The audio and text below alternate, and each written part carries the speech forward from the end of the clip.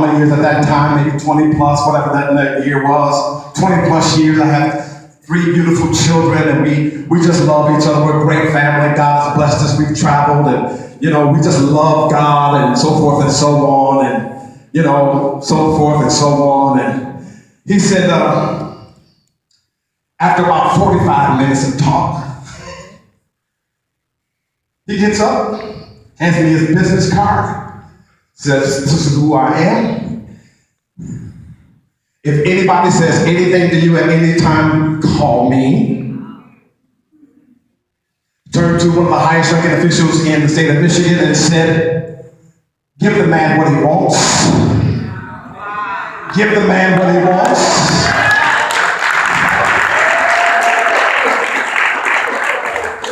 Next thing I knew, I was driving around in a new car. It was new to me. I say all of that humbly, sir, brothers and sisters, because I know what Crises at the Crossroad feels like. I've been there. I've tasted being broke, busted, and disgusted. I've taken from being in a upscale neighborhood, living in a less place than I'd ever lived before in a long, long time. I learned, like Paul, how to be abased and abound. Learn how to be content with little and have much. So long story short, God began to move me, elevate me. I think I've been promoted, 4 or 5 times. But God said, "I called you here because I was setting you at the seat of authority in a Fortune 500 company, and I was going to give you a chance to go from the upper room to the boardroom." Hallelujah. So take off your clergy collar, put on your golden arch, and take a seat at the table that I set before you.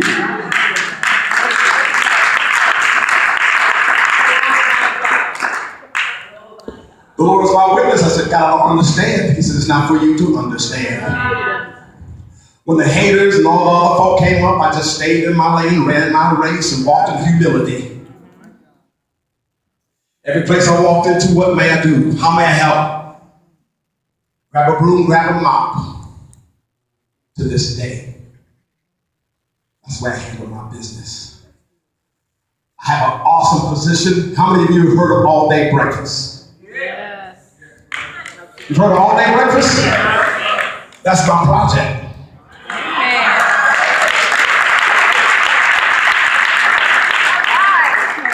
That's my project. That's my project. So I oversee 100 plus stores executing that particular project. There have been other projects. I say this in humility. I say it in humility.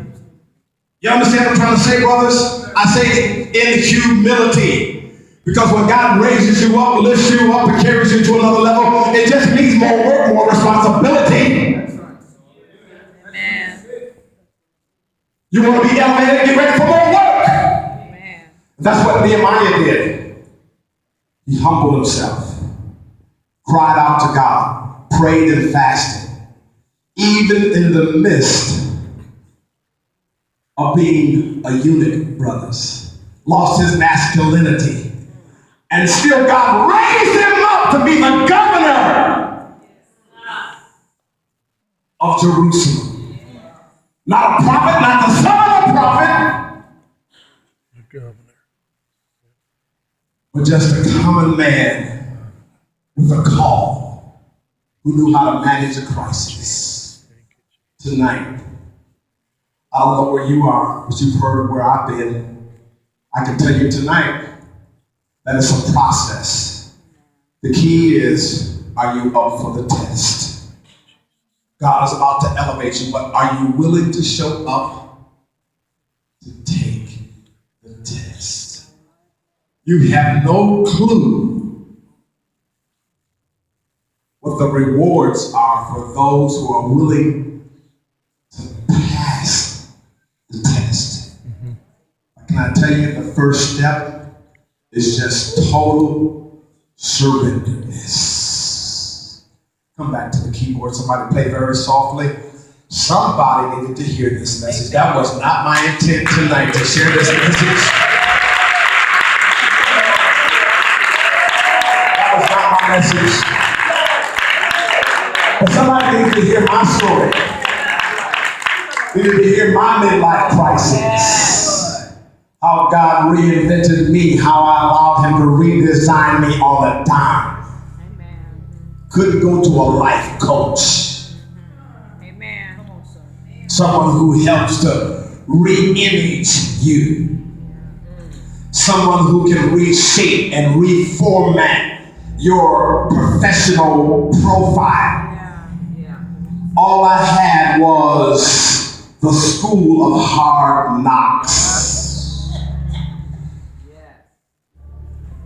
And an openness to say, here I am, God, send me. One of the greatest lessons that I've learned is you never know how God will end a certain chapter. You remember I said God was going to take me from the upper room to the boardroom? So I'm sitting in the boardroom with the man who signed the papers to bring me into the executive rank for this Fortune 500 company. And he was going on to say this, that, and the other about the future and so forth, and it was music to my ears. You know what I'm trying to say. And after we had that long, lengthy conversation, he turned to me and said, you know what? I got a situation too. Now wait a minute. You my direct report. Up 3 levels up, 4 levels up. And you just told me about my future, but now you invited me into your life to describe your situation. He says, I have a situation that I just need you to help. I said, I'd be happy. He shared with me the situation. I'm not going to get into the details. But he says, I just need your help concerning this particular situation. I took it to heart. This man gave me an opportunity, right? Opened up many, many doors. Not even a believer that I know of. Come on, somebody. I know Christians who won't even.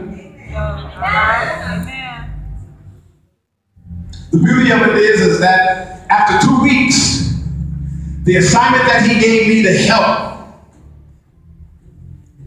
not only did it materialize, but it exceeded his expectation. He texted me a month or 2 ago, said, I don't know how to explain it, but I just texted you to say thank you for what you did for me in my situation. See, you never know how God is trying to set you up for success as long as you're willing to take the test. On that note, bow your head in Jesus' mighty name. Father, right now, I've taken a little longer than I intended tonight, but somebody needed to hear this. See, all that glitters is not gold. I don't want anyone to just look at my wife and I and say, they have never been through the fire. They have never been through the flood. They have never tasted hardship. Can I tell you, we just walk and wear that imposter just the same. We treat success and failure just like it's the same. If we walk into success, we walk with our head up high.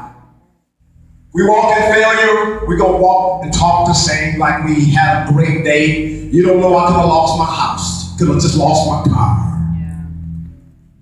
You don't know. Because the joy of the Lord is our strength. And today you may be going through a crisis. You might be at a crossroad. But can I tell you today, God has a purpose and a plan behind the cross that you're bearing. Just stand to your feet. Maybe you need to come to the altar for a minute as we close out tonight. Maybe you just want to yield yourself to the Lord tonight as we close out and just say, I surrender all. I don't know, honey, can you just sing that just a little bit? Just, I surrender all.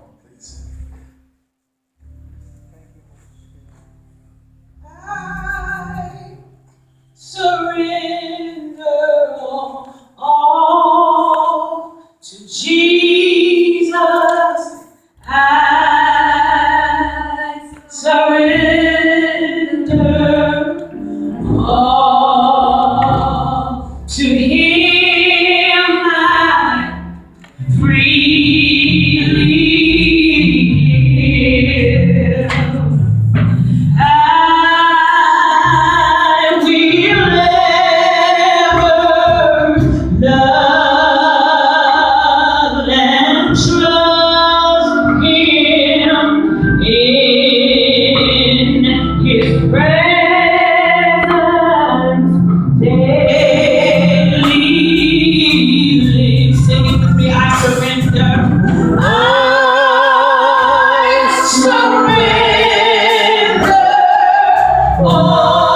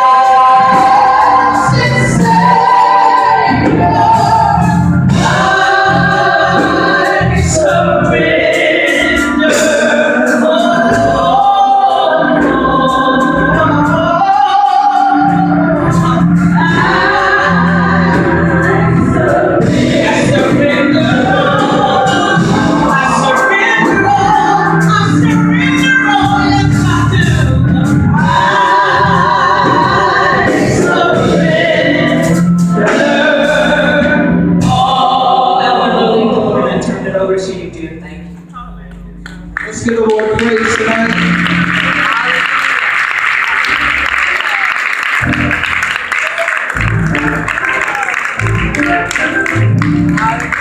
Praise the Lord, amen. Let's thank the Lord for that. Was a powerful word, a moving word tonight. Hallelujah.